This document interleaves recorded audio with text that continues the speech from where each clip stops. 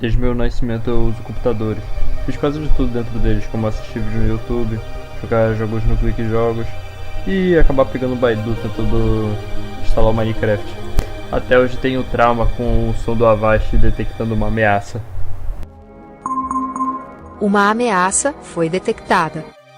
O sistema operacional que eu usava era o Windows 7, meu primeiro e favorito Windows. Ano passado eu usava o Windows 11, que definitivamente é o sistema operacional já feito.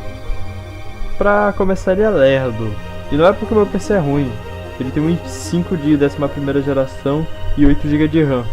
Ele conseguia rodar todos os jogos que o meu All Ione, que era um Pentium, rodava, que nesse caso era Team Fortress 2 e Terraria.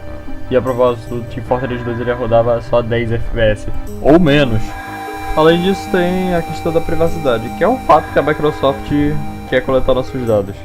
Além disso, ela fica impondo regras aos usuários, tipo criar uma conta Microsoft e não poder desabilitar o Recall, que é uma nova funcionalidade do Windows 11 que captura a tela do usuário. É um spyware, literalmente.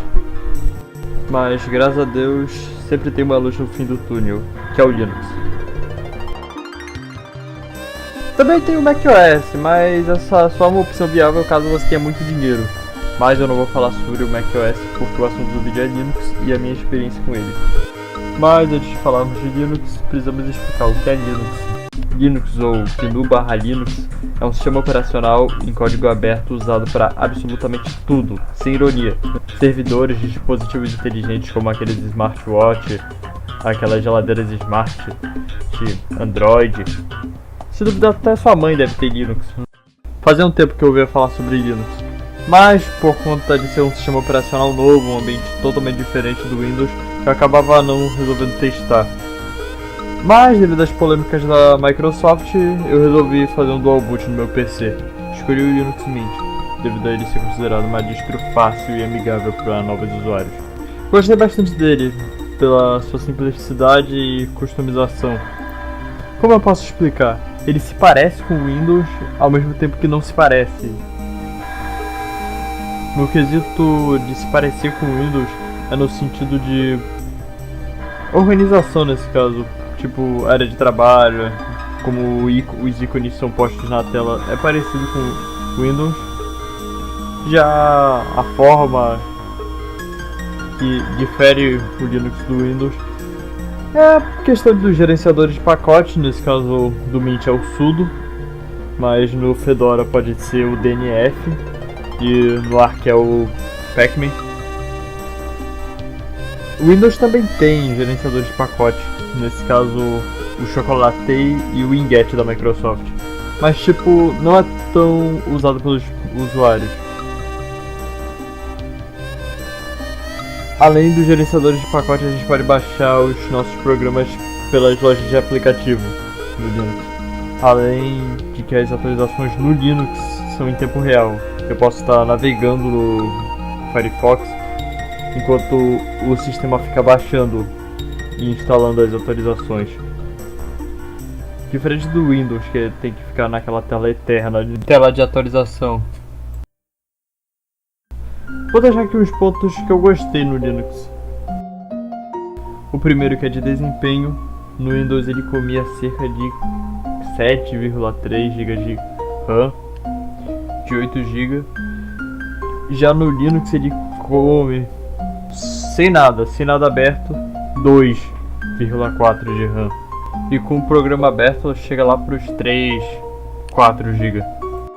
A segunda que é jogos. Antigamente era bem precário jogar no Linux, pelo fato de a maioria dos jogos estarem para Windows e a biblioteca de jogos de Linux que rodavam nativamente era bem pequena.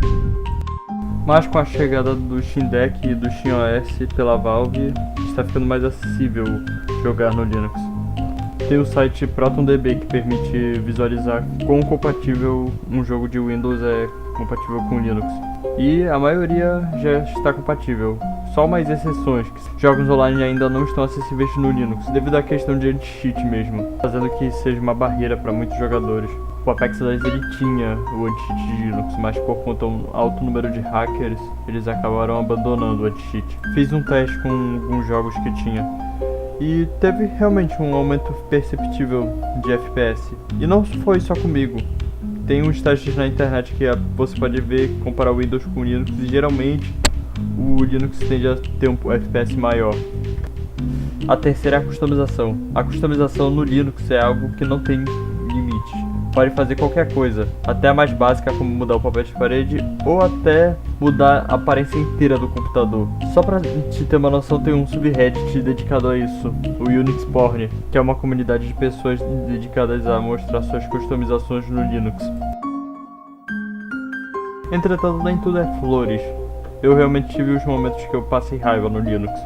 A primeira que é a estrutura dos arquivos no Linux. É diferente do Windows, não existe a pasta C2 pontos e pode dificultar uma pessoa em procurar os arquivos de um programa dentro do Linux. Outra coisa é que o Linux não monta uma partição automaticamente. Tipo, eu tenho um SSD secundário, que ele é a minha partição secundária, só que o Linux está instalado no SSD primário, que é a partição principal.